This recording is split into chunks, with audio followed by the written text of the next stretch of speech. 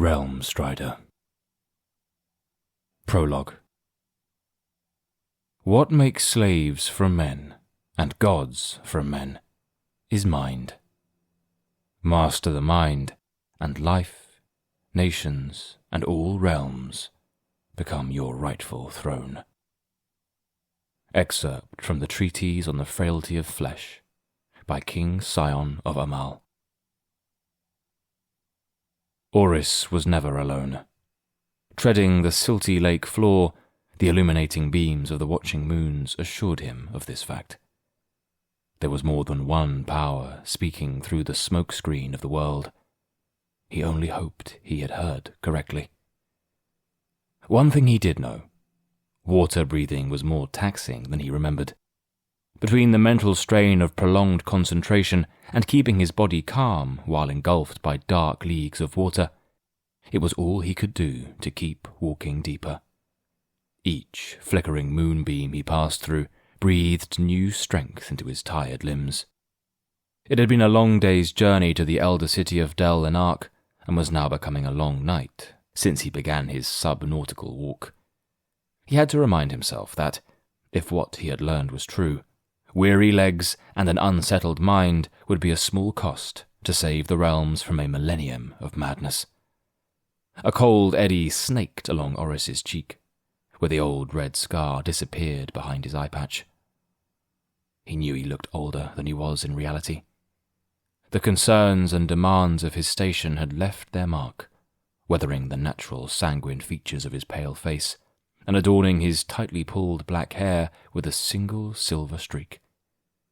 To keep his mind off the pressure of the water, Oris ran an inventory of the components contained in the many pockets of his dark brown duster coat.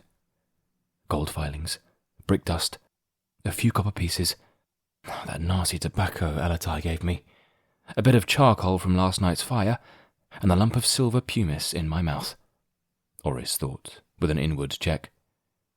I should have restocked before I left the surface. The light of the moons was becoming faint. Oris held out his staff. A sharp spark of blue flame split the murky depths from the complex mechanism in the head, sending a cascade of bubbling steam skyward. The moment he could see clearly, he halted. He was standing on the rim of a sheer precipice. Far below, through the murky depths, a point of red firelight glowed, gazing up at him with menace. Taking one last look up toward the obscured circle of the moon, Oris leaned over the abyss and extended his staff. A sudden current swept him into the endless dark. As he descended, the hazy firelight clarified into a massive arched window in the face of a ruined temple. Setting foot on the arch's threshold, he stopped and analyzed the enchanted membrane that held back the weight of the lake. That's some sophisticated veycraft for an abandoned crypt, Oris thought. I wonder who's home. He passed through and emerged dripping into an empty, torch-lit hall.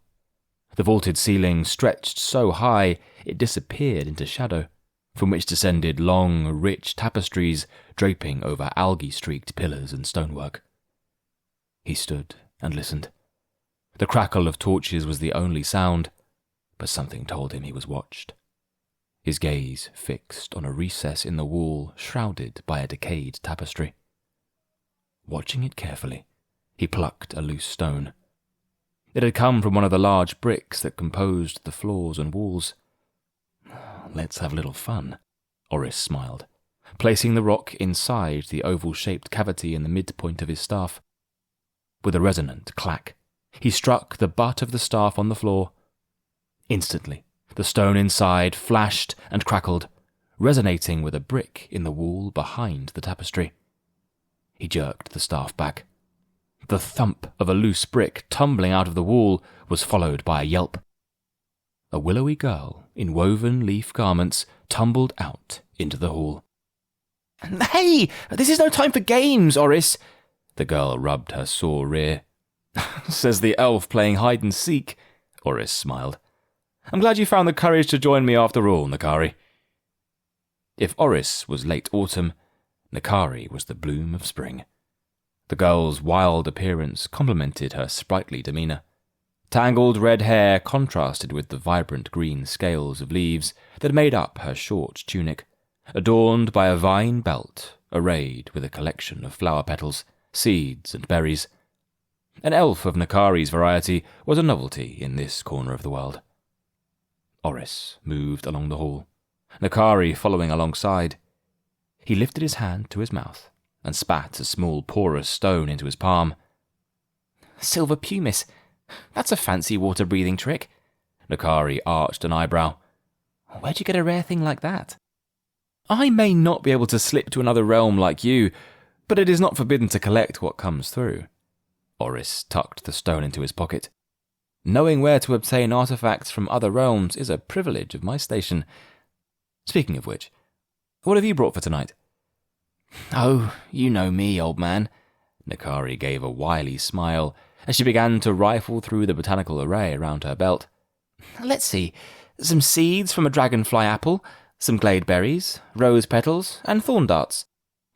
"It will have to do," Oris grunted, eyes still scanning the hall suspiciously. "I wish you'd stop calling me an old man. If I were an elf, I could be your big brother." "Oh, I get it. You assume I must be ancient like you because I'm an elf. Very diplomatic." Nakari scoffed with mild offence. "I'll have you know I'll be 20 this summer harvest, and when I'm as old as you, I'll still look the same." Oris sighed. "Let's focus. How long before Paracadia converges? I could still use your help in a bind." "An hour, maybe less." Nakari popped one of the berries into her mouth. Oris shot her a sharp look. "An hour? What have you been doing down here all this time? And don't waste those berries." "I wasn't just hiding behind curtains. I've been doing reconnaissance, like you asked. There's a lot of ground to cover in this temple, you know." Nakari flicked another berry into her mouth. Oris fell silent as they reached the end of the hall. The open passageway terminated in a vast, multi-level rotunda. A stairway spiraled its perimeter. Oris leaned over the railing. They were at the highest story of the large round space. The ceiling drew Oris's gaze. Chipped frescoes, depicting a scene of divine judgment, decorated the gilded dome. Throngs of the watching world gazed up at a triad of angelic, winged figures. On the left, a woman dressed in silvery white held in one hand the branch of a tree, and in the other a downturned white sword. Her relaxed wings were silver, and the crescent moon lay beneath her feet. On the right stood a golden man dressed in scholar's robes, covered in eyes, holding an open tome in one hand and a quill in the other. His wings were gold, and radiant beams of the sun haloed his head. Between them kneeled a grim-looking man in black scholar's robes.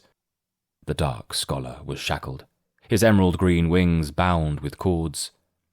A third eye punctuated his stoic face. A green circle, rimmed with thinly traced sigils of the Sylvanarian script, enveloped his whole form. Oris's eyes lingered on the woman. "The priest Sulva is your vassal, isn't she? The Lady of the Moon," Nakari murmured, following Oris's gaze. "In part, though more so the light she reflects, at least in my best moments." He cracked a wry smile. "It's one of the things you and I share in common."